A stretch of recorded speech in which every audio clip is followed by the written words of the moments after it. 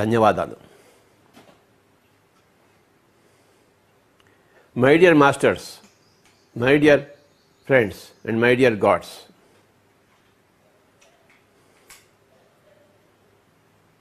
ప్రతిసారి ఒక్కొక్క అంశాన్ని మనం తీసుకుని దాని గురించి మనం తెలుసుకుంటున్నాం. ఒక్కొక్క కాన్సెప్ట్ గురించి మనం తెలుసుకుంటున్నాం. ఈరోజు దృష్టిని బట్టే సృష్టి ఉంటుంది అని తెలుసుకుందాం. మనం చూపుని బట్టే చూడబడేది ఉంటుంది.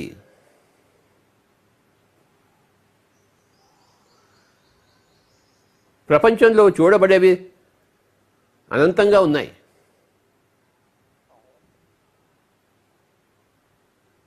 కానీ మన చూపుని బట్టే అవి మనకి ప్రత్యక్షమవుతాయి,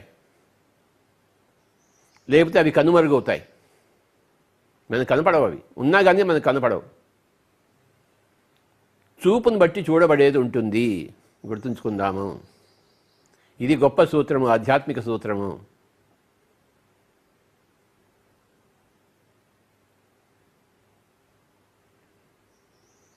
చూపుని బట్టి చూడబడేది ఉంటుంది. ఇప్పుడు నేను ఇక్కడ ఉన్నాను, నా పక్కన టీవీ ఉంది, నేను ఇటువైపు చూసాను అనుకోండి, నాకు టీవీ కనబడుతుంది. నా తల వెనకాల తిప్పి చూసాను అనుకోండి, నాకు కర్టెన్ కనబడుతుంది. నా చూపు నా ముందర ఉంటే నా వెనకాల ఉంటే నాకు కనబడదు కదా. నాకు కనపడటం లేదంటే అక్కడ లేనట్టు కాదు, అక్కడ ఉంది అది. కానీ నేను నా చూపుని బట్టే నాకు కనపడేది ఉంటుంది. ఇటువైపు తిప్పితే నాకు గోడ కనబడుతోంది, ఇటువైపు తిప్పితే టీవీ కనబడుతోంది. ముందు చూస్తే కెమెరా కనబడుతుంది, కెమెరా మ్యాన్ కనబడుతున్నాడు. వెనక చూస్తే నా యొక్క ఈ కర్టెన్ కనబడుతుంది. ఇవన్నీ ఉన్నాయి గదిలో, కానీ నా చూపును బట్టే అది నాకు ప్రత్యక్షమవుతుంది. ఇప్పుడు నా చూపు ఆ కెమెరా మీదే ఉంది, ఆ కెమెరా మ్యాన్ మీద ఉంది. అవే నాకు కనబడుతున్నాయి బాగా ప్రస్ఫుటంగా. నా చూపుని ఇటు తిప్పానుకోండి, ఓహో ఇక్కడ టీవీ ఉందా అని నాకు తెలుస్తుంది, ఇక్కడ లైట్ ఉందా అని తెలుస్తుంది, పైన ఫ్యాన్ ఉంటే ఫ్యాన్ ఉందా అని తెలుస్తుంది. పైకి వెళ్తే పైకి చూపిస్తే ఫ్యాన్ కనబడుతుంది, కింద చూస్తే నేల కనబడుతుంది. అన్నీ ఉన్నాయి, కానీ నా చూపు ఎక్కడ ఉంది, అది పాయింట్.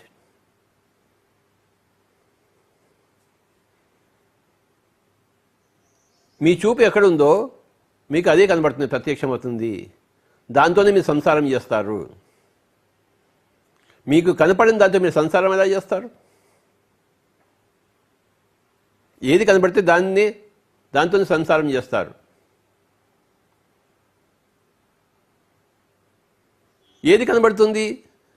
మీ చూపు ఎటువైపు ఉందో అది మీకు కనబడుతుంది.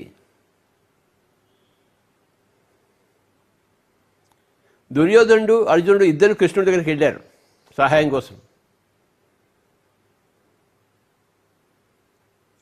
దుర్యోధనుడికి ఈయన పడుకున్నాడు కృష్ణుడు. దుర్యోధనుడికి శ్రీకృష్ణుడి కాళ్ళు కనపడలేదు, తల కనపడింది. తల దగ్గర పోయి కూర్చున్నాడు. తర్వాత అర్జునుడు వెళ్ళాడు. అర్జునుడికి కాళ్ళు మటుకే కనపడ్డాయి, ఆయన కాళ్ళ దగ్గర కూర్చున్నాడు.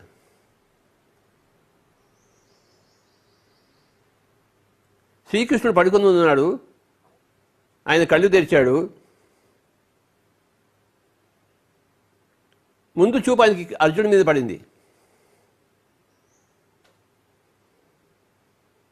ఎందుకంటే ఆయన కాళ్ళ దగ్గర కూర్చున్నాడు కనుక. తల దగ్గర కూర్చున్నాడు, కనపడ్డు కదా. ఫస్ట్ అర్జునుడు చూశాడు ఆయన కళ్ళు విప్పి. తర్వాత ఇటువైపు తీసుకుంటే ఇటు దుర్యోధనుడు ఉన్నాడు. ఏమిటి పొద్దున్న ఇద్దరు వచ్చారు అని అడిగాడు.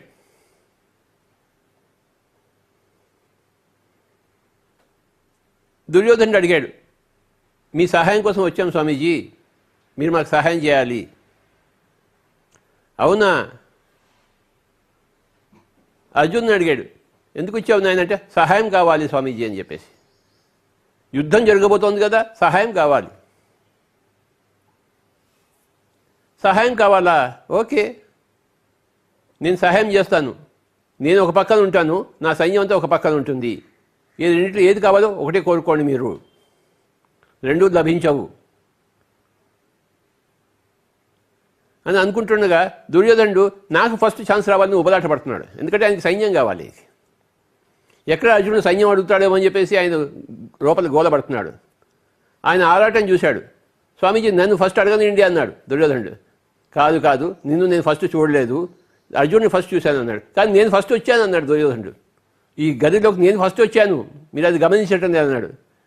నేను చూడలేదా నిన్ను, నా చూపు నీ మీద లేదు, నేను చూసింది ఫస్ట్ అర్జునుడిని. నాకు సంబంధించినంత వరకు అర్జునుడిని నేను చూశాను, అర్జునుడే ముందు వచ్చాడు నాకు, తర్వాత నిన్ను చూశాను నేను. నా లాజిక్ నాకు ఉంటుందని చెప్పాడు. నీ లాజిక్ నీ దగ్గర ఉన్నప్పుడు ఫస్ట్ అర్జునుడిని అడుగుతాను, నీకేం కావాలయ్యా? నేను కావాలా, నా సైన్యం కావాలా? అర్జునుడు ఎప్పుడు సైన్యం కోసం రాలేదు, దుర్యోధనుడు సైన్యం కోసమే వచ్చాడు. కృష్ణుడు అక్కర్లేదు దుర్యోధనుడికి, కృష్ణుడికి వాల్యూ తెలియదు. అర్జునుడు వెంటనే స్వామీజీ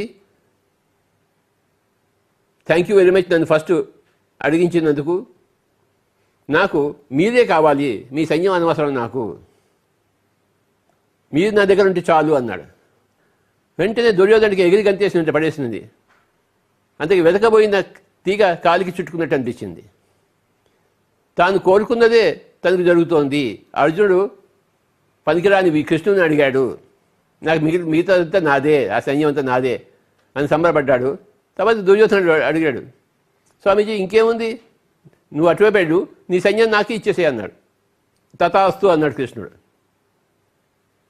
చూశారా, చూపును బట్టే చూడబడేది ఉంటుంది. కృష్ణుడు ఫస్ట్ అర్జునుడిని చూశాడు. అర్జునుడు అడిగాడు, నీకేం కావాలి నాయన అని చెప్పేసి. తర్వాత ఇటు చూపు మనకి బదిలిచాడు. తల దగ్గర ఉన్న వాడికి ఇటువైపు తిరిగి చూశాడు. ఇక్కడ దుర్యోధనుడు ఉన్నాడు.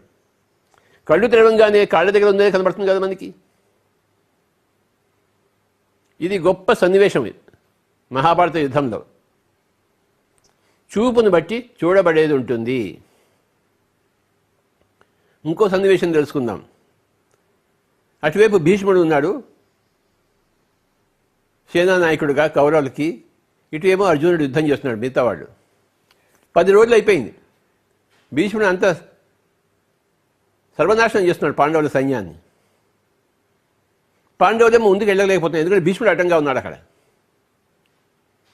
10 రోజులు అయిపోయింది. 1 కాదు, 2 కాదు, 3 కాదు, 4 కాదు, 5 కాదు, 6 కాదు, 7 కాదు, 8 కాదు, 9 కాదు, 10 రోజులు అయిపోయింది. కృష్ణుడు ఇదంతా చూస్తున్నాడు, రథసారథి కదా. కోపం వచ్చింది కృష్ణుడికి. అర్జునుడి వైపు కోపంగా చూశాడు. ఏమిటి నువ్వు చేస్తున్నావు, మీ తాతగారిని ఎందుకు చంపడం లేదు?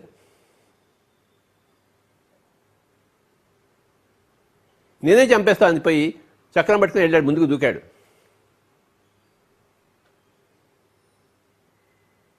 అక్కడ యుద్ధంలో ఒక చక్రం ఉంటే రథచక్రం, ఆ రథచక్రం తీసి తానే పరిగెత్తాడు, చంపేస్తాను నేనే భీష్ముడు అని చెప్పేసి. అర్జునుడు వచ్చి కాళ్ళ వెళ్ళా పట్టుకున్నాడు. ఎందుకంటే కృష్ణుడు చెప్పకూడదు, ఆయన చెప్పిన దానికి ఆయనే విరుద్ధంగా చేస్తున్నాడు, చేయక తప్పలేదు ఆయనకి. కాళ్ళ వెళ్ళా పడ్డాడు, నేను చేస్తానని చెప్పేసి. అప్పుడు అంతవరకు ఏం జరిగింది? ఈయన నా తాత నా తాత నా తాత అని యుద్ధం చేస్తున్నాడు. ఆయన ఏం యుద్ధం చేస్తాడు నా తాత అనుకుంటే? తాతను చంపలేడు కదా. నా తాత కాదు, అక్కడ ఉన్నది నా ప్రత్యర్థి, ఒక సేనా నాయకుడు, దుష్టుడైన కౌరవులను సపోర్ట్ చేస్తున్నవాడు అని అనుకుని యుద్ధం చేస్తే జయించేవాడు. కానీ ఈయన నా తాత నా తాత అనుకుని యుద్ధం చేస్తున్నాడు. అంటే ఆ చూపును బట్టి చూడబడేది ఉంటుంది. అర్జునుడు ఒక మనవడిగా చూస్తున్నాడు, ఆయన తాత అయ్యాడు. అర్జునుడు ఒక ధర్మయుద్ధం చేస్తున్నట్టు అక్కడ అధర్మ యుద్ధానికి ఎగెన్స్ట్గా ఉంటే వేరే ఆ తీరు వేరేగా ఉండేది. ఈయన మనవడిగా చూస్తున్నాడు అక్కడ నా తాత అని చెప్పేసి. అందుకే 10 రోజులు అయిపోయింది. అది శ్రీకృష్ణుడికి నచ్చలేదు. కనుకనే ఆ అర్జునుని దృష్టిని మరల్చాడు, చూపుని తిప్పాడు, చూపుని మార్చాడు. అప్పుడు అర్జునుడు నిశ్చయించుకున్నాడు,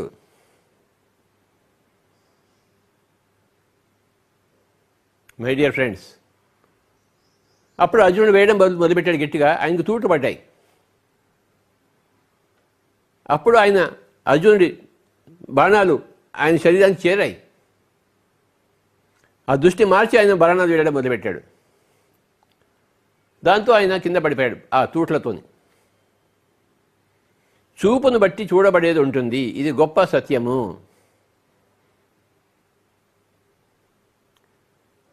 మహాభారతం కానీ రామాయణం కానీ ఏదైనా కానీ గొప్ప గొప్ప సత్యాలను మనకి ఇస్తుంది. మనకి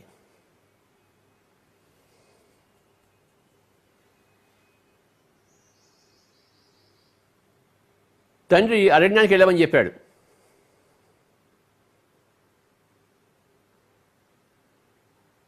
శ్రీరాముడు వెంటనే ఒప్పుకున్నాడు. ఆయన మనసులో ఏ ఇతర భావన లేదు. సరే స్వామి, సరే తండ్రి అన్నాడు, వెళ్ళిపోయాడు.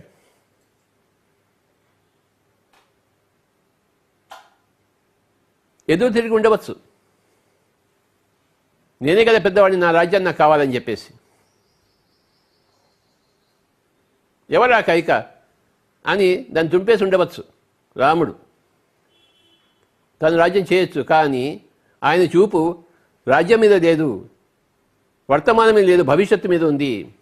భారతదేశానికి అంతా ఒక మార్గాన్ని చూపించే ఆ చూపు ఉంది. కనుక భారతదేశానికి అంతా రాబోయే కాలానికి అంతా ఒక మార్గం చూపించడం కోసమే ఆయన అరణ్యానికి వెళ్ళాడు. 14 సంవత్సరాలు సంతోషంగా వెళ్ళాడు. ఆయన చూపు వర్తమానం మీద లేదు, భవిష్యత్తు మీద ఉంది. చూపును బట్టి చూడబడేది ఉంటుంది మై డియర్ ఫ్రెండ్స్. గౌతమ బుద్ధుడు బయటికి వచ్చి ఒక చావు చూశాడు, ఒక ముసలితనం చూశాడు, ఒక రోగాన్ని చూశాడు. ఆయన చూపు వేరే, మన చూపు వేరే. మనం రోజు చూస్తున్నాం ఇవన్నీ, కానీ మనకి బుద్ధత్వం రాలేదే. ఇది మామూలు అనుకుంటాం మనం. ఆయన ఎలా చూశాడు, ఇదేమిటి ఇలా జరుగుతోంది, ఆయన చూపు వేరే. వెంటనే నిర్ణయించాడు, నేను వెళ్తున్నాను తపస్సు చేసుకోవడం కోసం, నేను దీనికి కారణం తెలుసుకుంటాను అని చెప్పేసి. ఆ నిశ్చయంతో ఆయన ఇంటి నుంచి వెళ్ళిపోయాడు.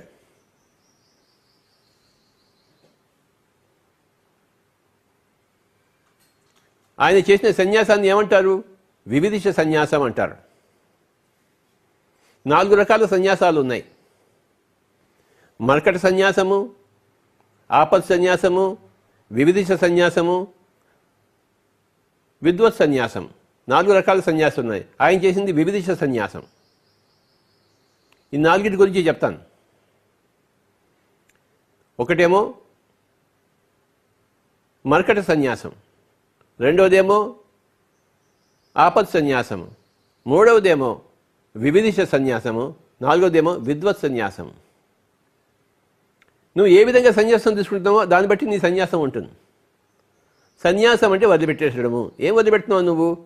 మర్కట సన్యాసం చూద్దాం. ఇంట్లో పెళ్ళాంతో కొట్లాడుతున్నాడు వాడు, ఎవడో ఒకడు ముదనష్టపు వాడు.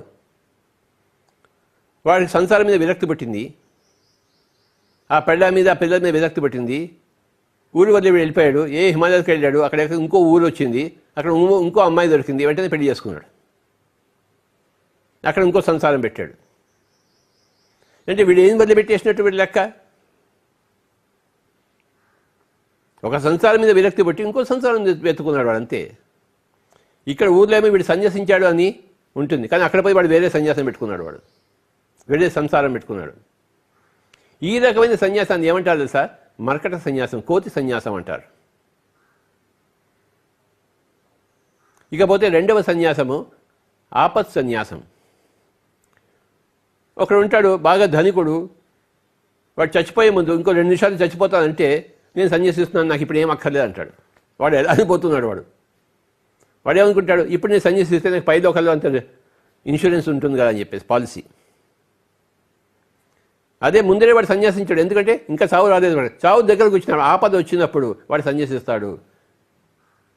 చచ్చిపోయిన తర్వాత నాకు వేరే లోకం కావాలి, మంచి లోకానికి వెళ్ళాలని చెప్పేసి. అది కూడా వ్యాపారమే వాడికి. దీన్ని ఆపత్ సన్యాసం అంటారు. ఇంకో 2 నిమిషాలు చచ్చిపోతుంటే వీడు సన్యాసించినట్టు.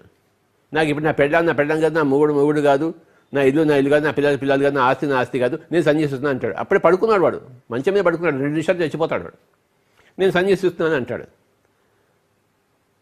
అదేదో చిన్నప్పుడు సన్యాసిస్తే బాగుంటుంది, కానీ వాడు ముసలివాడు చచ్చిపోతున్నాడు, అప్పుడే అదేం సన్యాసం? దీన్ని ఆపత్ సన్యాసం అంటారు మై డియర్ ఫ్రెండ్స్. ఇకపోతే వివిధిష సన్యాసం. అంటే నేను సత్యాన్ని తెలుసుకోవాలి అని ఇంటి నుంచి వదిలిపెట్టేవాడు బుద్ధుడులాగా. బుద్ధుడికి ఏం ఆపద రాలేదు. బుద్ధుడు సంసారం బాగానే ఉంది, ఇంకో సంసారం కోసం వెళ్ళలేదు ఆయన. ఆయన చేసింది మర్కట సన్యాసము కాదు, ఆపద సన్యాసం కాదు, వివిధ సన్యాసము. ఆయనకి సత్యం తెలియదు, నేను సత్యం తెలుసుకోవడానికి వెళ్తున్నాను అని చెప్పేసి వెళ్ళాడు ఆయన. సత్యం తెలుసుకున్నాడు, తిరిగి సంసారంలోకి రాలేదు. దాని పేరు వివిధిష సన్యాసము. వివేకానందుడు ఇలాగే తన ఇంటిని వదిలిపెట్టి వెళ్ళిపోయాడు 14 ఏళ్ల వయసులో. గురువుని వెతుక్కుంటూ గురువుని కనుక్కున్నాడు. తన ఇంటిని వదిలిపెట్టేశాడు వివేకానందుడు 14 ఏళ్ల వయసులో. బుద్ధుడు 29 ఏళ్ల వయసులో వదిలిపెట్టేశాడు ఇంటిని. వివేకానందుడు 14 ఏళ్ల వయసులో వదిలిపెట్టేశాడు. ఆయన సన్యాసము వివిధిష సన్యాసము. ఇకపోతే రామకృష్ణ పరమహంస, ఆయన ఎక్కడికి హిమాలయానికి పోలేదు, ఆయన సన్యసించలేదు. ఆయనకి ఎప్పుడు పెళ్ళాం ఉండింది, పెళ్ళాంతో సంసారం చేయలేదు, అది వేరే మాట. కానీ పెళ్ళాంని వదిలిపెట్టలేదు, ఆయన పెళ్ళాంతో కూడా ఉన్నాడు. అంటే ఏంటి, ఆయన సత్యంలోనూ ఉన్నాడు, సత్యంలో ఉంటూ సన్యసించాడు, ఏది వదిలిపెట్టలేదు. ఆయన పేరు, ఆ సన్యాసం పేరు విద్వత్ సన్యాసము, విద్యతో కూడిన సన్యాసం. పిరమిడ్ మాస్టర్లు అందరూ కూడాను ఈ విద్వత్ సన్యాసులే, దేన్ని వదిలిపెట్టరు, ఉన్న దాంట్లోనే మొత్తం అంతా సాధిస్తారు, ఇంటిని వదిలిపెట్టిపోరు, ఒక సంసారం వదిలిపెట్టి ఇంకో సంసారంలో దూరరు. సో 4 రకాల సన్యాసాలు ఉన్నాయి: మర్కట సన్యాసము, ఆపత్ సన్యాసము, వివిధిష సన్యాసము, విద్వత్ సన్యాసం. మై డియర్ ఫ్రెండ్స్, విద్వత్ సన్యాసులైన పిరమిడ్ మాస్టర్ అందరికీ నా యొక్క నమస్కారములు. ఇప్పుడు చూడండి ఏమైంది. ఇప్పుడు సన్యాసం అంటే ఒక విధమైన చూపుతో వాడు బయటకు వెళ్ళాడు. ఏ విధమైన చూపుతో వెళ్ళావు అదే నీకు దొరుకుతుంది, చూపును బట్టే చూడబడేది ఉంటుంది. నువ్వు ఏ దృష్టితో నువ్వు సన్యసించావో, ఇల్లు వదిలిపెట్టి వెళ్ళిపోవో అదే నీకు లభిస్తుంది.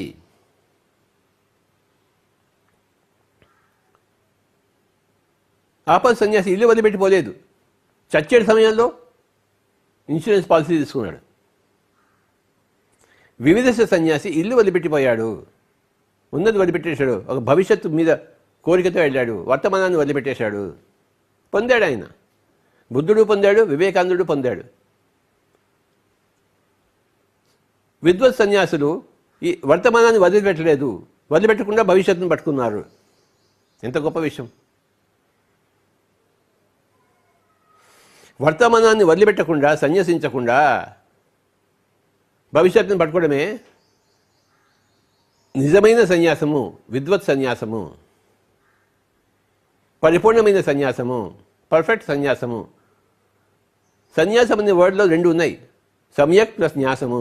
సమ్యక్ అంటే సరి అయినా, పర్ఫెక్ట్ అయినా, న్యాసం అంటే వదిలిపెట్టడం. వర్తమానాన్ని వదిలిపెట్టకూడదు, వదిలిపెట్టకుండా భవిష్యత్తును పట్టుకోవాలి.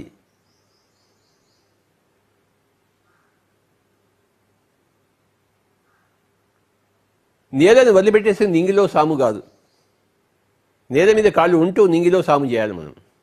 అంతవరకు మనకి పైకి ఎదగాలి మనం. ఆకాశం మన తల తలిగేంత వరకు మన శరీరాన్ని పెంచుకోవాలి, నేల మీద కాళ్ళు ఉంటూ.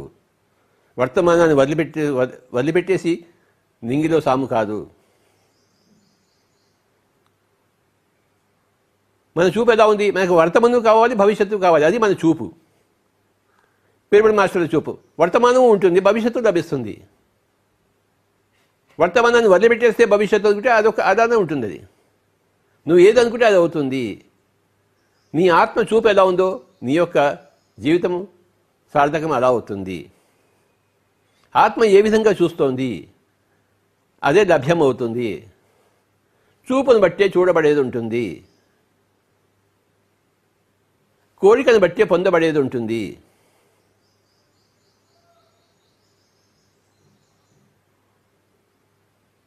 యేసు ప్రభు ఏం చెప్పాడు? తట్టుడి, తలుపులు తెరవబడును అన్నాడు. ఆ తలుపులు తెరుచుకోవాలి అనుకుంటే నువ్వు తట్టాలి వాటిని.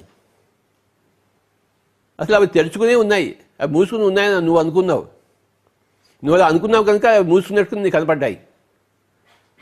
అసలు తలుపులు లేవు, మూసుకోవడం లేదు అని నువ్వు అనుకుంటే ఆ తలుపులు లేవు, మూసుకోవడాలు లేవు. నువ్వు నిరభ్యంతరంగా ఇటు నుంచి అటు ఎక్కడికైనా ప్రయాణం చేయవచ్చు. చూపును బట్టే చూడబడేది ఉంటుంది.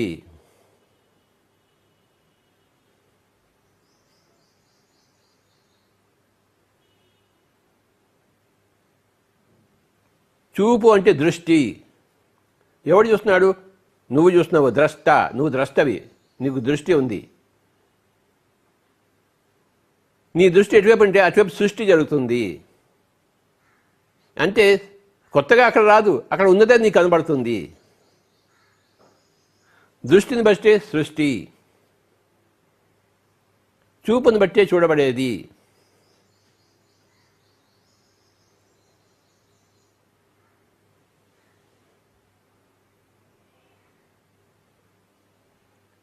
ఉదాహరణకు ఈ కరోనా చూద్దాం. కరోనా ఎలాంటిది అని తెలుసుకుంటే చూడబడేవాడు, చూసేవాడు ఎలాంటి వాడు, ఆ కరోనా అనుభవించేవాడు ఎలాంటి వాడు, దాన్ని బట్టి ఆ కరోనా ఉంటుంది.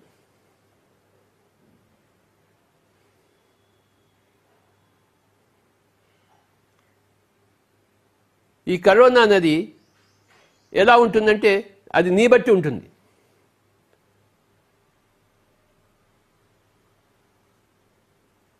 నువ్వు వరస్ట్ ఫెలో అనుకో, ఆ కరోనా నీకు వరస్ట్ థింగ్ ఇస్తుంది, నేను చంపేస్తుంది. ఎందుకంటే నువ్వు భూమి మీద ఉండడానికి వీల్లేదు, భూమికి బరువు. నువ్వు చావుకి నువ్వు భయపడుతున్నావు. ఎవడు చావుకి భయపడతాడు? భూమికి బరువుగా ఉన్నవాడే, లోక కంటకుడే చావుకి భయపడతాడు. వాడిని భయపెడుతుంది, వాడిని లేపేస్తుంది. నువ్వు పై లోకాలకు పోయిరా నాయనా అంటుంది. బ్యాడ్ పీపుల్కి కరోనా బ్యాడ్ థింగ్, వరస్ట్ పీపుల్కి corona worst thing. Bad people ఏంటి? వీడికి చావంటే భయం కానీ నా ఉద్యోగం పోతుంది, నేను డబ్బులు సంపాదించలేను, నాకు ఇలా డబ్బులు వస్తాయి, నా బీదరికం వస్తుంది అనుకున్నాడు వాడికి అదే వస్తుంది. వాడికి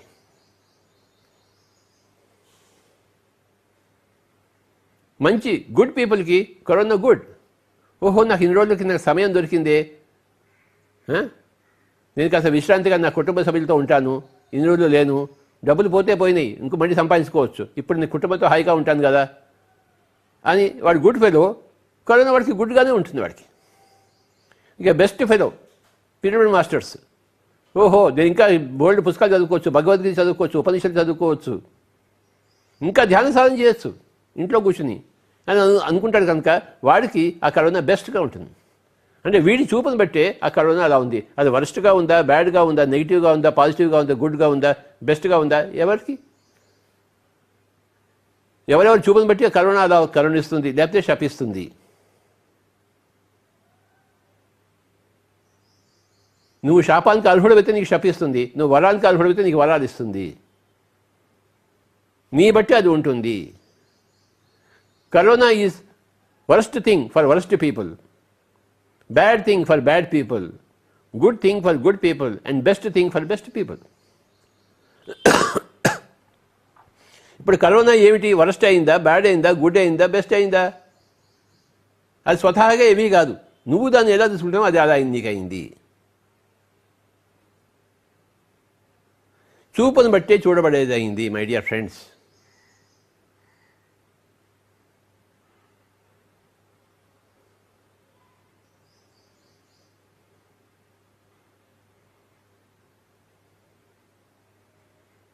ఒకనొక రాక్షసుడు తపస్సు చేశాడు. ఎందుకోసం చేశాడు? నాకు చావు ఉండకూడదు అని. వాడు నేనంటే శరీరం అనుకున్నాడు. వాడు నాకు శరీరం చావు ఉండకూడదు, నేను నేల మీద చావకూడదు, ఆకాశంతో చావకూడదు, మనిషి చేత చావబడకూడదు, జంతువు చేత చావబడకూడదు. వాడు అన్ని పాసిబిలిటీస్ అన్నీ చూశాడు. వాడు రాత్రి చావకూడదు, పొద్దున్న చావకూడదు, ఏ ఆయుధం చేత చావబడకూడదు. ఇక మొత్తం లిస్ట్ అంతా చెప్పాడు, నాకు చావుకు రాకూడదు అని చెప్పేసి. ఈయన తపస్సు చేశాడు కనుక పరమశివుడు సాక్షాత్కరించాడు. భక్త, ఏమి నీ కోరిక అన్నాడు. నాకు ఇలా ఇలా ఉంది స్వామి, లిస్ట్ అంతా చెప్పాడు. ఆయన ఏమి ఆలోచించలేదు, యద్భావం తద్భవతి కదా, అలాగే జరుగుగాక అని చెప్పేసి వెళ్ళిపోయాడు. ఆయన హిరణ్యకశిపుడయ్యాడు. వాడికి చావు లేదనుకున్న విర్రవీగాడు. కానీ నరసింహావతారంలో వచ్చాడు ఒక ఆయన. జంతువు కాదు, మనిషి కాదు. తన తొడల మీద కూర్చోబెట్టుకున్నాడు. నేల మీద కాదు, ఆకాశంలో కాదు. సంధ్యా సమయంలో, పొద్దున కాదు, రాత్రి కాదు. తను గోళ్లతో చీల్చి చంపాడు. ఆయుధం కాదు, గోళ్ళు శరీరంలో భాగం.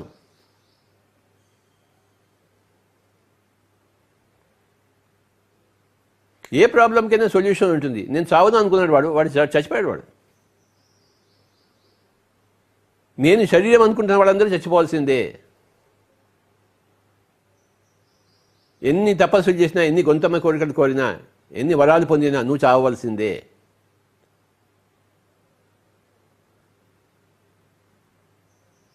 శరీరం చంపబడితే ఆత్మ చావదని వాడు తెలుసుకోలేదు ఆ రాక్షసుడు. నేను శరీరమే అనుకుంటున్నాడు. కనపడేదే సత్యం అనుకున్నాడు. వాడికి కనపడేదే సత్యం అవుతుంది. వాడి చూపుని బట్టి వాడు చూడబడేది అవుతుంది.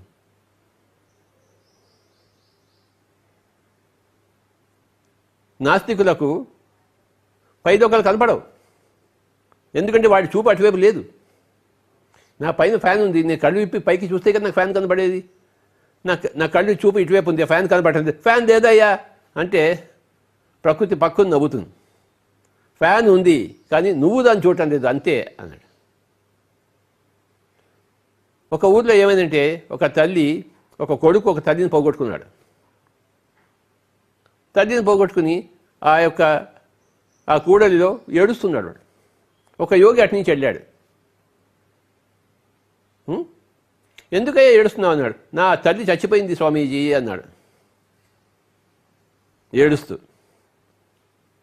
అప్పుడు యోగి నవ్వుతూ అన్నాడు, నీ తల్లి చచ్చిపోలేదయ్యా, నీ తల్లిని చూసే కళ్ళు నీకు చచ్చిపోయాయి అన్నాడు. నీ తల్లి బతికే ఉంది కానీ ఆ తల్లి చచ్చిపోయింది అనుకుంటున్నావు, ఎందుకంటే ఇప్పుడు నీ తల్లిని నువ్వు చూడగలిగే నీ కళ్ళు చచ్చిపోయాయి, నీ తల్లి చచ్చిపోలేదు అన్నాడు. ఎంత చక్కగా చెప్పాడు చూడండి. నీ తల్లిని చూసే చూపు నీ దగ్గర లేదు కనుక నీ తల్లి కనబడటం లేదు. నాకు నీ తల్లి కనబడుతోంది. ఎందుకంటే ఆయన యోగి ధ్యానం చేశాడు. 3వ కన్ను ఉంది ఆయనకి ఆ తల్లి ఎందుకు కనబడదు? పక్కనే ఉంది వాడికి, పక్కనే. కానీ ఆ తల్లి వాడికి కనపడలేదు. నా తల్లి పోయిందో అని ఏడుస్తున్నాడు వాడు. పక్కనే ఉన్న తల్లి వీడికి కనపడటం లేదు కనుక ఆవిడ లేదు అనుకుంటున్నాడు వాడు. ఆవిడ నిజంగానే లేదు. ఈ అబ్బాయికి ఆవిడ నిజంగానే లేదు. ఎందుకంటే వీడు చూస్తే కదా ఆవిడ చూడబడేది ఉంటుంది. పైన నేను తలకాయ తిప్పితేనే నాకు ఫ్యాన్ కనబడుతుంది, లేకపోతే కనపడదు. అది నాకు కనపడకపోయినంత మాత్రం అది లేదు అనుకోవడం మహామూర్ఖత్వము. అది నీకు కనపడటం లేదు అంతే, అది ఉంది అక్కడ. నీ చూపు అటువైపు ప్రసరించబడలేదు కనుక అది నీకు ప్రస్ఫుటం కాలేదు, అది నీకు వ్యక్తం కాలేదు. అది అక్కడ వ్యక్తంగానే ఉన్నా, అది అందరికీ వ్యక్తంగానే ఉన్నా, నీకు మటుకు అది అవ్యక్తం. నీ చూపు అటువైపు లేదు. అర్జునుడు అడిగాడు కృష్ణుడిని, నేను వీళ్ళందరినీ ఎందుకు చంపాలి? అర్జునుడు అందరినీ శరీరాలుగానే చూస్తున్నాడు. నేను వీళ్ళందరినీ చంపను, భిక్షాటన ఎత్తుకుంటాను అన్నాడు. పక్కన నవ్వాడు కృష్ణుడు. నువ్వెవరు వాయి చంపేది? ఆత్మ చంపబడదు, చావదు. అగ్నిలో వేసిన ఆత్మ చావదు, కాల్చబడదు, నీటితో తడపబడదు. నైనం చిందంతి శస్త్రాణి నైనం దహతి పావకః నైనం క్లేదయంతి ఆపో నశోషయతి మారుతః. కృష్ణుడు ఆత్మను చూస్తున్నాడు, అర్జునుడు శరీరాన్ని చూస్తున్నాడు. నరుడు, ఆయన నారాయణుడు. నరుడు ఎప్పుడు శరీరాన్ని చూసేవాడు. శరీరాన్ని అదొకటే ఉన్నది అనుకున్నవాడే నరుడు. ఆత్మను తెలుసుకున్నవాడే నారాయణుడు.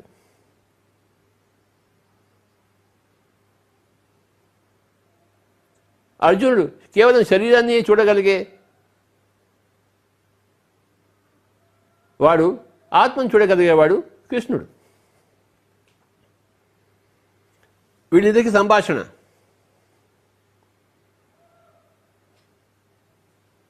చిన్నపంచి అర్జునుడు ధ్యానం చేయలేదు, విలువిద్య నేర్చుకున్నాడు. కానీ శ్రీకృష్ణుడు చిన్నపంచి ధ్యానం చేశాడు. అదే వాళ్ళిద్దరికీ ఉన్న తేడా. ఈయన నరుడుగా మిగిలిపోయాడు, ఆయన నారాయణుడు అయ్యాడు.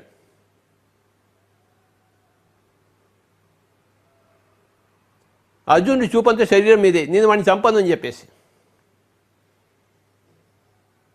కృష్ణుడు చూపంతా ఆత్మ మీద, చంపేసేవాడిని.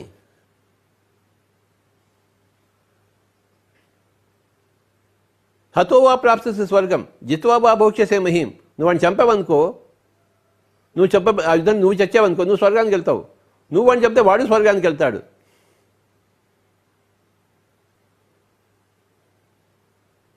చనిపోయిన వాడు పైలోకానికి వెళ్తాడు. ఆయన చూశాడు అవన్నీ ఆయన కనబడుతుంటాయి అవన్నీ. ఆయనకి మూడో కన్ను ఉంది, ఆయనకి గొప్ప మూడవ కన్ను. చిన్నప్పటి ధ్యానం చేశాడు ఆయన.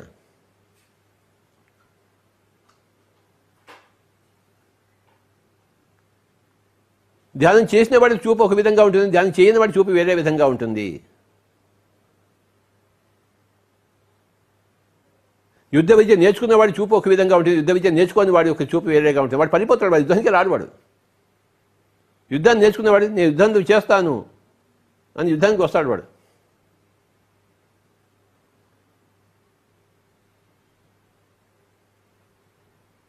ఉత్తరాకుమారుడు యుద్ధానికి బయలుదేరి వచ్చి ఆ పెద్ద కౌరవ సైన్యం చూసి భయపడి వెళ్ళిపోయాడు. ఆయన నేను దిగి వెళ్ళిపోతాను అన్నాడు. ఎందుకంటే ఆయన చిన్నప్పటి యుద్ధం చేయలేదు. ఆయనకి యుద్ధ సామర్థ్యం లేదు, ఊరికే గప్పాలు కొడుతుంటాడు అంతే. ఆ గోగ్రహణంలో ఇంట్లో గప్పాలు కొట్టి వచ్చాడు ఉత్తరాకుమారుడు. అక్కడ చూసేసరికి బెమ్మేది ఎత్తిపోయాడు, పరిగెత్తిపోవడం మొదలుపెట్టాడు. అర్జునుడు వాడిని పట్టుకుని నాయన నేను చేస్తాను యుద్ధం అని చెప్పాడు. ఎందుకంటే చిన్నప్పటి యుద్ధం చేసినవాడు, విద్య నేర్చుకున్నవాడు అర్జునుడు. ఆ ఉత్తరాకుమారుడు నేర్చుకోలేదు. నేర్చుకున్నవాడు బెమ్మేది ఎత్తిపోతాడు. వాడి చూపు అలా ఉంది, చూడబడేది అలా ఉంది. అర్జునుడు చూపు వేరే, యుద్ధ విద్య నేర్చుకున్నవాడు. ఆయన భయపడ్డాడు.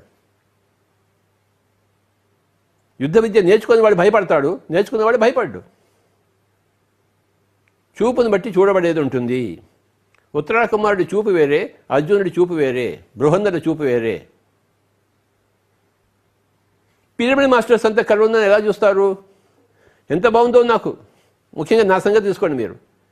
నేను తిరిగి అలసిపోయి ఉన్నాను, అయినా తిరుగుతూనే ఉన్నాను. కానీ ఎంతోమంది చెప్పారు, స్వామీజీ మీరు రెస్ట్ తీసుకోండి. నేను రెస్ట్ తీసుకోలేదు.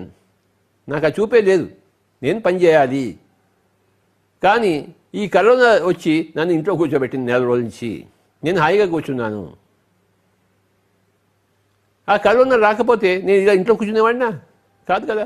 ఎప్పటిలాగే తిరుగుతూనే ఉండేవాడిని. ఊపిరి ఉన్నంత వరకు తిరుగుతూనే ఉండేవాడిని. కానీ నాకు ఊపిరి ఉంది, కానీ ఈ కరోనా వల్ల ఇంట్లో కూర్చోవడం మొదలుపెట్టాను. నాకు తప్పలేదు. Okay, accept.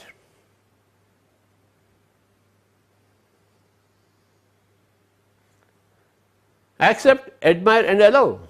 3 A's. దీన్ని యాక్సెప్ట్ చేశాను, దీన్ని అడ్మైర్ చేస్తున్నాను. ఇప్పుడు నేను ఎంత బాగుందో నాకు కరోనా. రోజుకి 3 సినిమాలు చూస్తున్నాను. నాకు కావాల్సినవన్నీ అడిగి వంట చేయించుకుంటున్నాను. పిఎంసీ వాళ్ళే నా ఇంటికి వచ్చి నాకు ఇవన్నీ రికార్డ్ చేస్తున్నారు. నేను వాళ్ళ పిఎంసీ ఆఫీస్కి వెళ్ళక్కర్లేకుండా నాకు కావాల్సిన పుస్తకాలన్నీ చదువుకుంటున్నాను. శ్రీనివాస్ రెడ్డి మాస్టర్ కిందే ఉన్నాడు. ఆయన కొత్త పుస్తకాలు ఇస్తూనే ఉన్నాడు, ప్రతిరోజు అందిస్తూనే ఉన్నాడు. నాకు ఈ కరోనా గొప్ప వరం అయిపోయింది.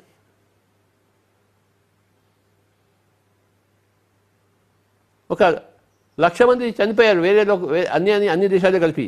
వాళ్ళకి అది శాపం అయిపోయింది. వాడు నేను శరీరం అనుకుంటున్నాడు, ఆ శరీరాన్ని తీసేసింది. శాపం కాకపోతే ఇంకేంటి?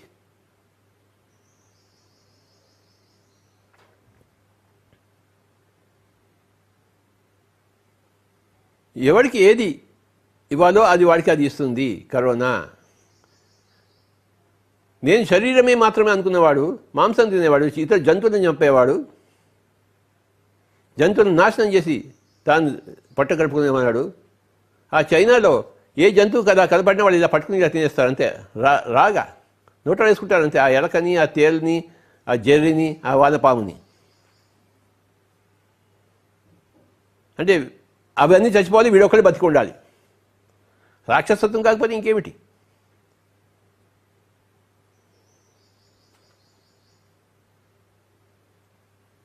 ఎలాంటి వాళ్ళకి ఉన్నారో అలాంటి వాళ్ళకి ఆ విధంగానే కరోనా చూపుతుంది. చూసేవాడి దృష్టి బట్టి చూడబడేది ఉంటుంది. My dear friends, corona is worst thing possible for worst possible people. Corona is bad for bad people. Corona is good for good people. And corona is best thing possible for best possible people. నాకు ఇది బెస్ట్గా ఉంది. ఇన్ని రోజులు నేను తిరిగి అలసిపోయి ఉన్నాను, అయినా తిరుగుతూనే ఉన్నాను. ఇప్పుడు నాకు మంచి ఊరట కలిగింది, మంచి రెస్ట్. నేను బాగా పడుకుంటున్నాను, నిద్రపోతున్నాను, టీవీ సినిమాలు చూస్తున్నాను, పుస్తకాలు చదువుకుంటున్నాను, మంచి వంటలు చేస్తూ భోజనం చేస్తున్నాను, అందరితో హాయిగా ఇంట్లో కూర్చొని గప్పాలు కొడుతున్నాను ఫోన్ తీసుకుని. నాకు ఇంతకన్నా ఏం కావాలి?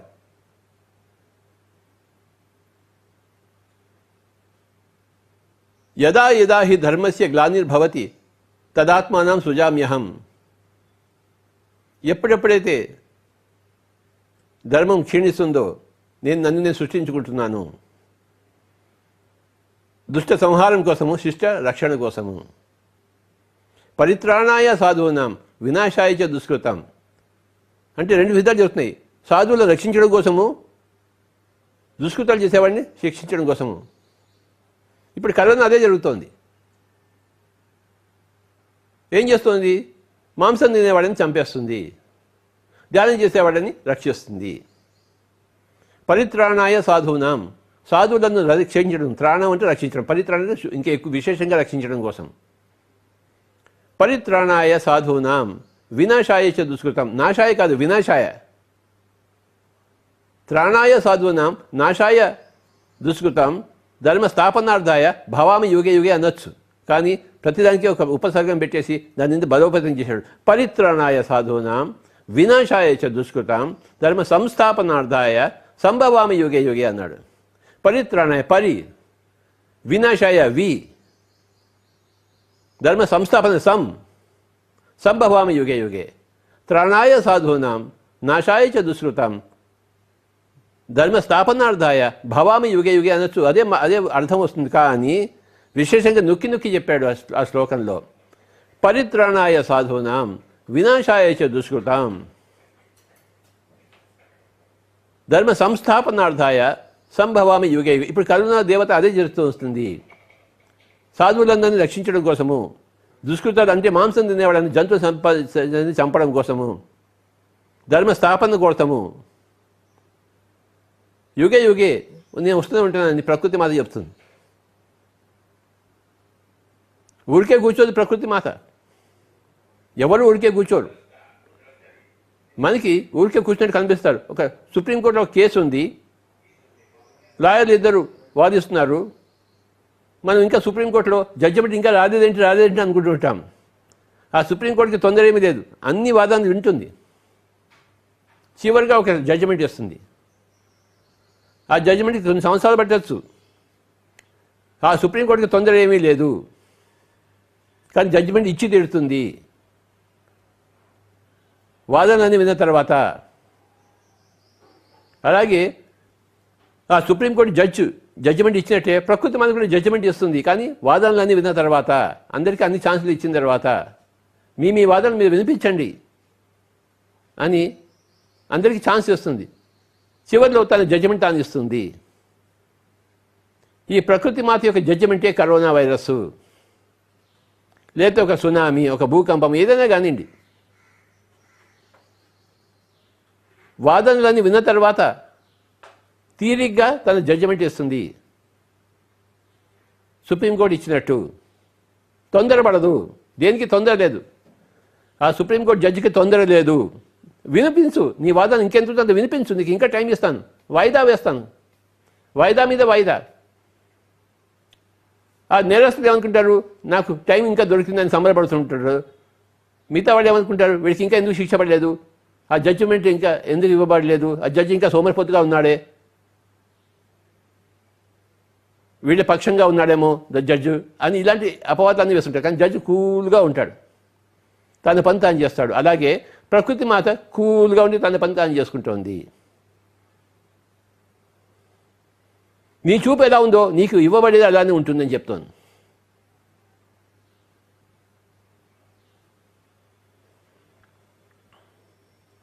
నీ చూపుని బట్టి నేను ఉన్నానని చెప్తుంది ప్రకృతి మాత. నేను నీకు వరమో శాపమో అది నువ్వే చూసుకోవాలి, ఎంచుకోవాలి నువ్వు. నీ దృష్టి లోపభూయిష్టంగా ఉంటే నేను ఒక విధంగా ఉంటాను, నీ చూపు గుడ్ సమారిటన్గా ఉంటే, లోక కళ్యాణకారిగా ఉంటే నేను ఇంకో విధంగా ఉంటాను. చూపును బట్టే చూడబడేది ఉంటుంది. ఇది గొప్ప సూత్రం సృష్టిలో.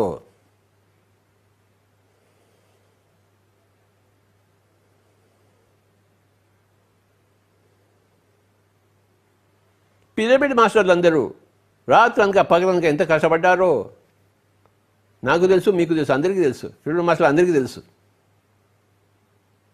ఎక్కడ పొమ్మంటే అక్కడ పోయి, ఏ ఊరికి పొమ్మంటే ఆ పోయి, డబ్బులు ఉన్నా లేకపోయినా కష్టపడి, తిన్నా తినకపోయినా కష్టపడి, నిద్ర ఉన్నా లేకపోయినా కష్టపడి 30 సంవత్సరాలు సాధించారని. ఇప్పుడు పిరమిడ్ మాస్టర్ అందరికీ సెలవు.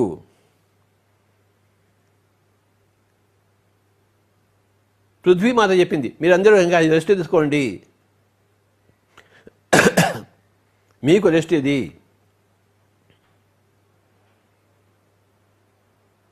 ఇన్ని రోజులు ధ్యాన ప్రచారం చేశారు, ఇంట్లో కూర్చొని కాస్త ధ్యానం చేసుకోండి, హాయిగా తింటూ. మీరు హాయిగా ఉంటేనే ప్రపంచాన్ని హాయిగా ఉంచగలరు. మీరు ఏడుస్తుంటే ప్రపంచానికి కూడా ఏడుస్తూనే ఉంటుంది. మీ బట్టే కదా ప్రపంచం, చూపును బట్టే చూడబడేది. మీరు హాయిగా రెస్ట్ తీసుకోండి, ఇంట్లో విశ్రాంతిగా ఉండండి. ఇన్ని రోజులు మీ కుటుంబ సభ్యులను మీరు వదిలిపెట్టేసి తిరిగారు, ఇప్పుడు మీ కుటుంబ సభ్యులతో ఉండండి బాబా.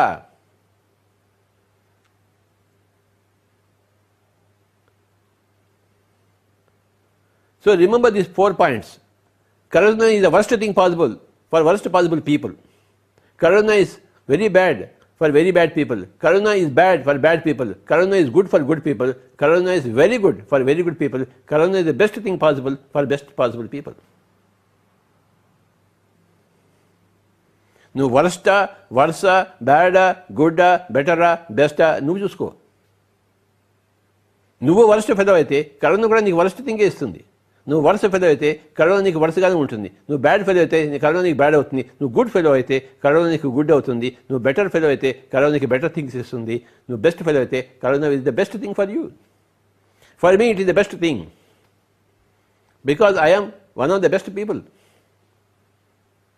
సో కరోనా నాకు ఏం చేస్తుంది? నాకు బెస్టే ఇస్తుంది, ఇచ్చింది. ఇప్పుడు ఈ సంవత్సరం అంతా కరోనా ఉన్నా నాకు బెస్టే. నేను హాయిగా ఇంట్లో కూర్చుంటాను.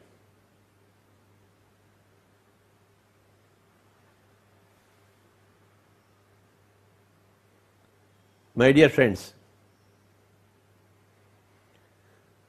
నీ చూపును బట్టే నీ ప్రపంచం ఉంటుంది, నీ వాస్తవం సిద్ధిస్తుంది. You create your own reality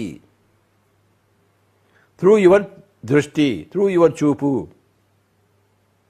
you create your own reality.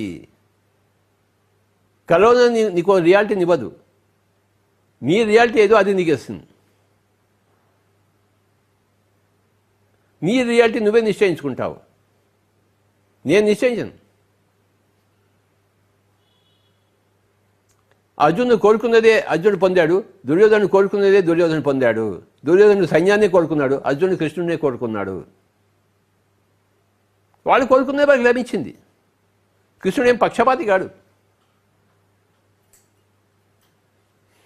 వాళ్ళు ప్రగాఢంగా ఏది కోరుకున్నారో అదే వాళ్ళకి ఇచ్చారు. చూసారా? దుర్యోధనుడికి కృష్ణుడు అక్కర్లేదు, అర్జునుడికి కృష్ణుడి సైన్యం అక్కర్లేదు. అదే పొందారు వాళ్ళు. ముందు వచ్చినా తర్వాత వచ్చినా, ముందు అడగబడినా తర్వాత అడగబడినా వాళ్ళకి కోరిక వాళ్ళకి నెరవేరింది. అది సృష్టి యొక్క ధర్మము. ఎవరికి ఏది కావాలో అది వాళ్ళకి ఇస్తుంది. హిరణ్యకశిపుడు తపస్సు చేశాడు, నా ఇలా చాపకూడదు అలా చాపకూడదు ఇచ్చేశాడు శివుడు. ఆలోచించేవాడు వాడు, ఇచ్చేస్తాడు అంతే. తర్వాత తిరిగి ప్రాబ్లం సాల్వేషన్. ఎవడు అడిగినా వాడికి అది లభించబడుతుంది. సృష్టి ధర్మము.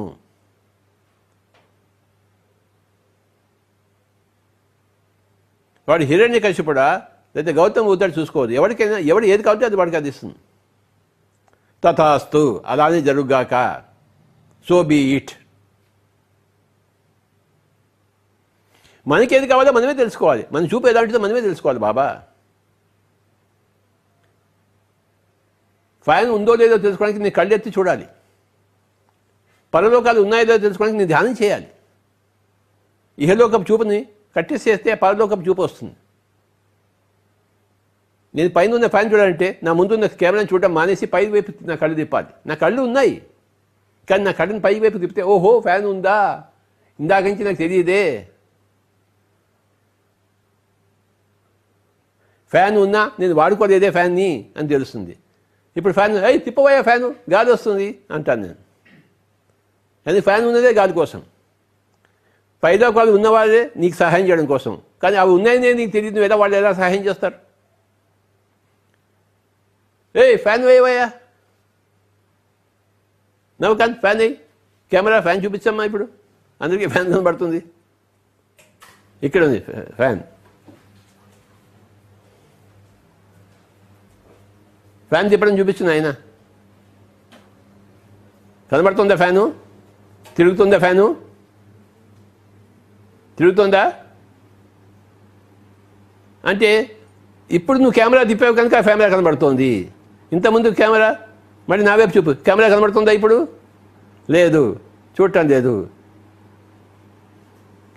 ఆ ఫ్యాన్ కనబడితే తిప్పరా అంటాము. పైలోకాలు ఉన్నాయని తెలుసుకుంటే పైలోక మాస్టర్స్ మాకు సహాయం చేయండి అని కోరుకుంటావు. వాళ్ళు సహాయం ఇస్తారు. వాళ్ళు సహాయం ఇవ్వడం కోసమే ఉన్నారు. ఫ్యాన్ ఎందుకు ఉంది? గాలిని ఇవ్వడం కోసమే ఉంది. కానీ నువ్వు ఫ్యాన్ ఉన్నప్పుడు ఫ్యాన్ని చూడలేదు నువ్వు. ఇక ఫ్యాన్ స్విచ్ ఆన్ ఎలా చేస్తావు? నీ గాలి ఎలా వస్తుంది? పరలోకాలు ఉన్నాయి, కానీ నువ్వు నీ చూపే ప్రసరింపబడలేదు. కానీ నీకేం సహాయం చేస్తాయి పరలోకవాసులు? నన్ను ఎవరైనా ప్రశ్న వేస్తే నాకు దగ్గర సమాధానం వస్తుంది. నన్ను ప్రశ్న వేపుతున్నావు, నేనేం సమాధానం ఇవ్వను వాడికి? అడగకపోతే అమ్మైనా పెట్టదు, అడిగితే అమ్మ కాకపోయినా పెడుతుంది. చూసారా? అడగాలి. తట్టుడి తలుపులు తెరవబడును అన్నాడు యేసు ప్రభు. తట్టుడి, కళ్ళు ఎత్తుడి, ఫ్యాన్ కనబడును. కనబడితే ఫ్యాన్ ఊరికే ఎందుకు ఉంది? తిప్పకూడదా అంటాం. మాస్టర్స్ ఎందుకున్నారు ఊరికే? పైన వాళ్ళు సహాయం చేయండి వాళ్ళు ఇంత సహాయం చేస్తారు. మనకు కావాల్సిన వర్షాన్ని కురిపిస్తారు, మన రోగాన్ని తీసేస్తారు ఆస్ట్రల్ సర్జరీ చేసి. మనకి అమృతాన్ని పోస్తారు ఈ శరీరం ఎన్ని రోజులైనా ఉండడం కోసం.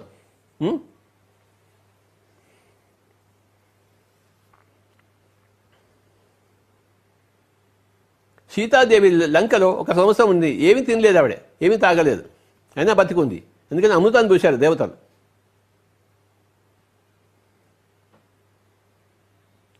ఆవిడికి ఆ దేవతలంతా కనబడుతుంటారు. నాకు ఫ్యాన్ ఇప్పుడు కనబడినట్టు కళ్ళు ఎత్తితే. ఆవిడ గొప్పది, యోగేశ్వరులాగా ఆవిడే. ఇతర లోకవాసులంతా కనబడుతుంటారు. ఆ పార్వతీదేవి కనిపించి అమృతాన్ని ఇస్తూ ఉంటుంది. ఈవిడ ఏమీ తినదు తాగదు, సంవత్సరం బట్టి అలానే ఉంది, హాయిగా ఉంది.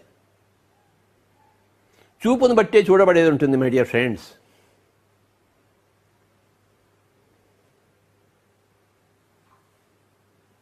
మీ చూపును మార్చుకోండి. అలా అద్భుతంగా మార్చుకున్న వాడే పిరమిడ్ మాస్టర్స్. ఇప్పుడు మనం కాసేపు ధ్యానం చేద్దాం. చేతుల్లో చేతులు పెట్టుకుందాం, పాదాలు 2 క్రాస్ చేసుకుందాం, కళ్ళు 2 మూసుకుందాం, శ్వాస మీద ధ్యాస పెడదాం my dear masters. The best thing to do in this lockdown is meditation. We are given abundant time. Under the best possible conditions, stay at home and do meditation unto the corona. I am giving you the best possible thing because you are the best possible person. Be with your breath, my dear friends. You have your breath. You have your guru with you. You don't have to go anywhere else. మీ గురువు దగ్గర మీరు కూర్చోండి, మీ శ్వాస దగ్గర మీరు ఉండండి, మీకు అన్నీ లభిస్తాయి.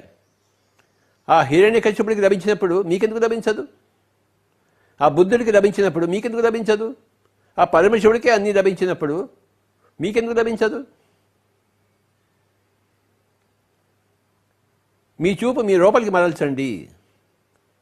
Seek ye the kingdom of God and his righteousness first, and then all else will be added unto you అన్నాడు యేసు ప్రభు. Where is the kingdom of God?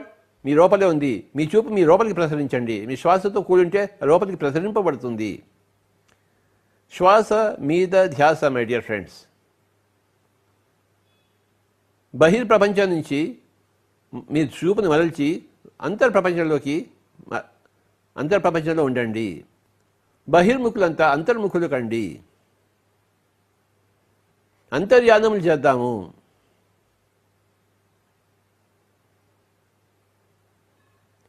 బయటి ప్రపంచానికి అంతర్ధానం అవుదాము, లోపల ప్రపంచానికి ప్రత్యక్షం అవుదాం. చూపును బట్టి చూడబడేది ఉంటుంది. ఈ బయటికి చూసే ఈ రెండు కళ్ళు మూసేసుకుందాం. కళ్ళు తెరిస్తే బయటి ప్రపంచం, కళ్ళు మూసుకుంటే లోపల ప్రపంచము. చూపును బట్టి చూడబడేది ఉంటుంది. ఎవరూ కళ్ళు తెరవరాదు. ఎంత గొప్ప సూత్రమో!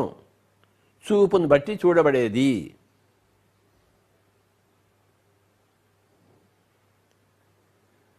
ఎవరి వాస్తవానికి వాడే సృష్టికర్తలు.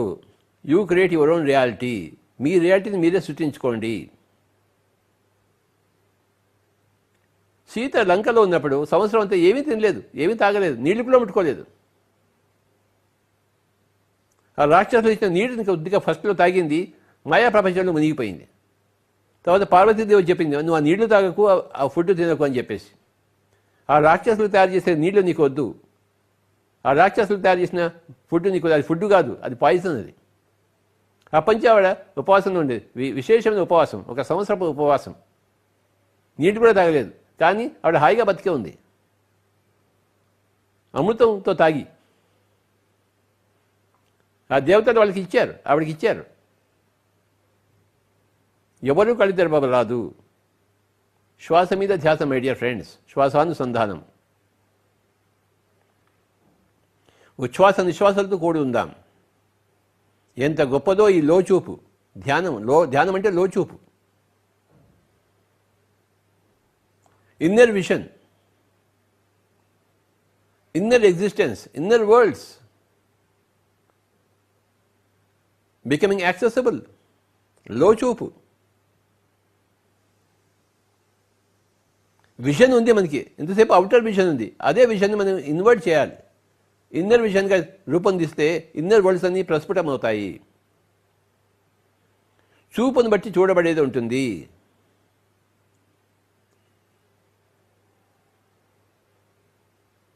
బయట చూపుంటే బయట లోకాలు కనబడతాయి, లోపల చూపుంటే లోపల లోకాలు కనబడతాయి. లోకాలు బయట ఉన్నాయి, లోపల ఉన్నాయి.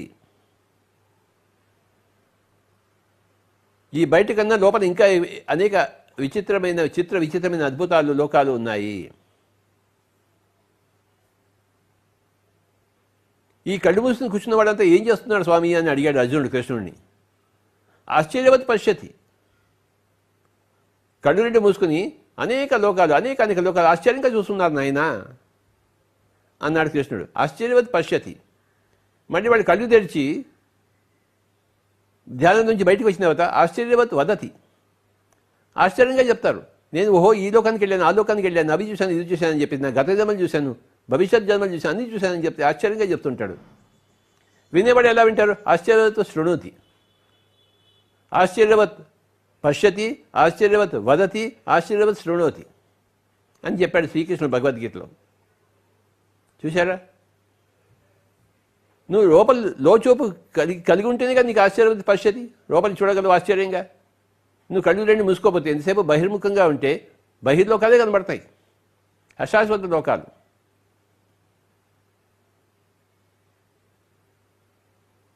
విశేషంగా దుఃఖాన్ని కలిగించే లోకాలు.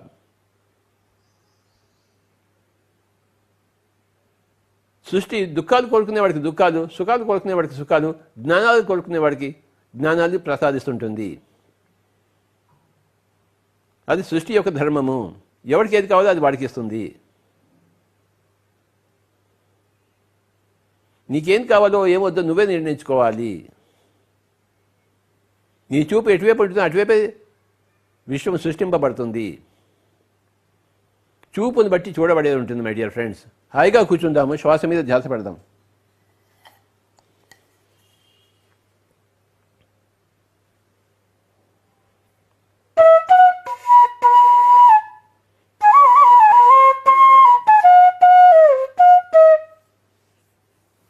ఎవరూ కళ్ళు తెరవకూడదు.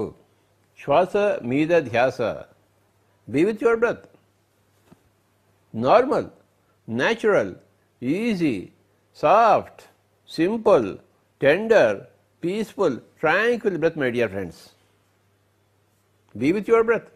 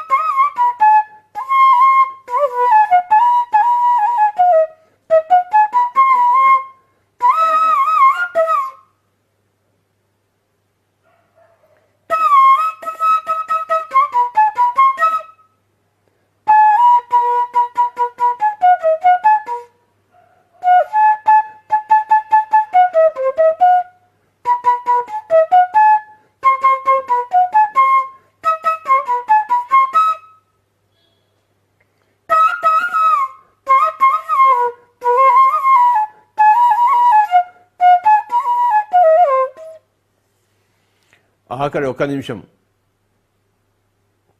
Only 1 minute my dear friends. Be with your breath. లోచూపు కావాలి మనకి.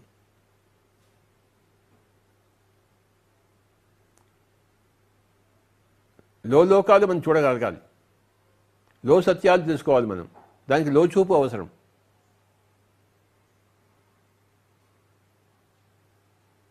లోచూపు లేకపోతే లోక సత్యాలు లేవు, లోకాలు లేవు బాబా. చూపును బట్టి చూడబడేది ఉంటుంది. ఆఖరి ఒక్క నిమిషము. లోచూపు, లో సత్యాలు, లోకాలు. My dear friends, final 30 seconds. Be with your breath. Normal, natural, easy, soft, simple, tender, peaceful, tranquil breath, my dear friends. Your breath is your way, your bridge to go into the inside. You have the breath with you. Cross the bridge.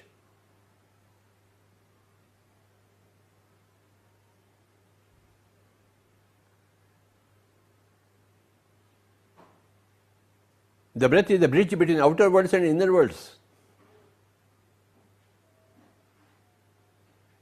So cross the bridge. You have the bridge always with you. The breath is always with you. Just be with your breath. సుఖమయ ప్రాణాయామం ఆఖరి 10 సెకండ్లు. Anapanasati 9, 8, 7, 6, 5, 4, 3, 2, 1, 0. Kindly place your hands on your eyes for 5 seconds.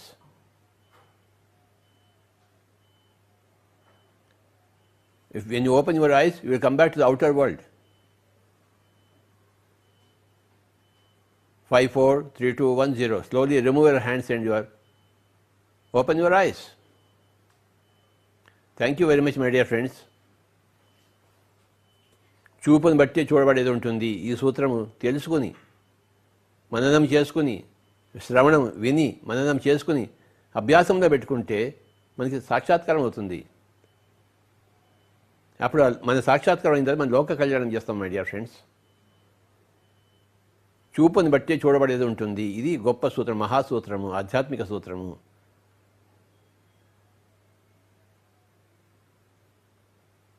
Thank you very much.